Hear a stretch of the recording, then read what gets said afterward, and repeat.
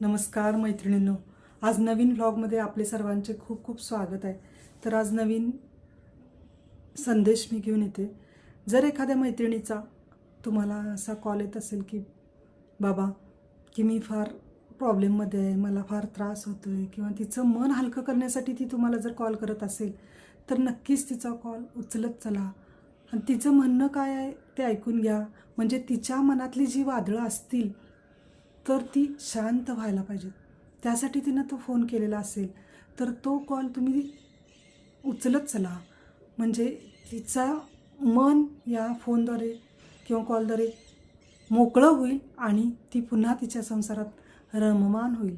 तर नक्कीच हा प्रयत्न करून बघा। कुठलीही मैत्रीण असू दे ती, तर तिचं म्हणणं ऐकून घ्या। म्हणजे तुम्हाला एक समाधान मिळेल की तिचं मन तुमच्याजवळ हलकं झालं। धन्यवाद।